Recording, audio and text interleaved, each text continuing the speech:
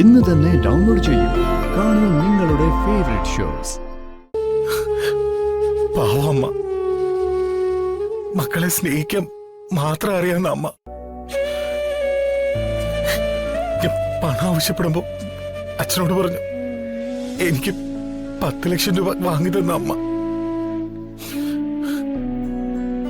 അച്ഛൻ ചോര വീർപ്പാക്കി ഉണ്ടാക്കിയ പണം അതിൽ നിന്നൊരു ചില്ലി കാശ് പോലും ഭാവി ജീവിതത്തിലേക്ക് ഉതകാതെ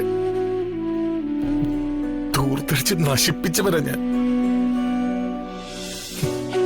ഭാര്യയുടെ വാക്കും കേട്ടുകൊണ്ട്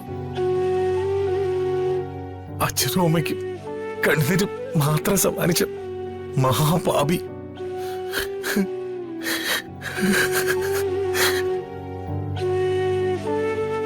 കഴുതയെപ്പോലെ പണിയെടുത്ത അമ്മയെ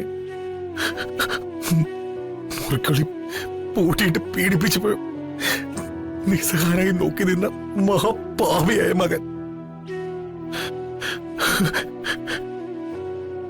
പെറ്റമ്മയെ പടിയിറക്കി വിട്ട ദ്രോഹിയായ മകൻ.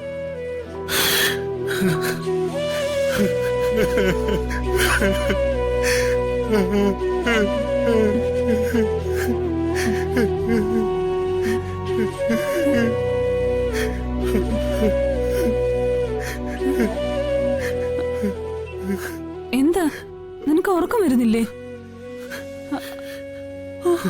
എന്തോ നീ ആലോചിക്കുന്നേ?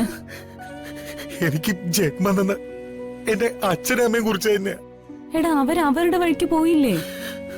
പോയതല്ലോ, നമ്മളെല്ലാരും കൂടെ ചേർന്ന് ഇറക്കി വിട്ടതല്ലേ?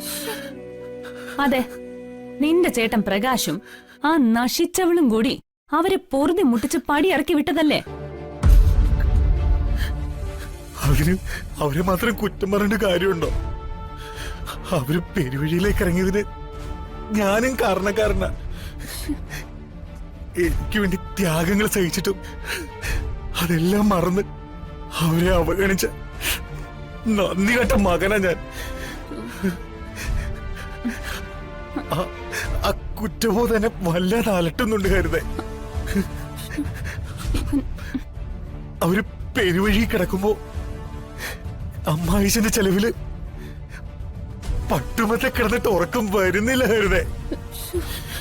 മനോജ്, വെറുതെ ഓരോന്നാലോചിച്ച് നമ്മുടെ സമാധാനം കെടുത്തരുത്. 5 മക്കൾക്കും കൂടി തോന്നേണ്ട കുറ്റബോധം നീ ഒരാളെ മാത്രം അനുഭവിക്കേണ്ട കാര്യമൊന്നുമില്ല. വയസ്സുകാലത്ത് അവർക്കൊട്ടും ചേരാത്ത പിടിവാശി ഉള്ളതുകൊണ്ടാ എല്ലാം ഇട്ടെറിഞ്ഞിട്ട് അവരെങ്ങ് പോയത്. എടാ, അവരവരുടെ സുഖം നോക്കി അവരുടെ വഴിക്ക് പോയെന്നേ ഞാൻ പറയൂ. നീ ഇങ്ങനെ ഭ്രാന്തെടുത്ത അവസ്ഥയിലിരിക്കുമ്പോ എനിക്ക് ഉറങ്ങാൻ പറ്റുമോ? മനസ്സിലായി. ഞാനായിട്ട് നിന്റെ ഉറക്കം കളയുന്നില്ല. ജനിപ്പിച്ചവരോട് കാണിച്ച നന്ദികളൊക്കെ ഉള്ളിന്നിങ്ങനെ തികട്ടി വരുമ്പോ ഒരു മകൻ ഉറങ്ങാൻ കഴിയില്ല കരുതേ. നിന്റെ അച്ഛന്റെ ചെലവിൽ കഴിയുന്ന എനിക്ക് ഉറങ്ങാതിരിക്കാനുള്ള സ്വാതന്ത്ര്യമെങ്കിലും തരണം.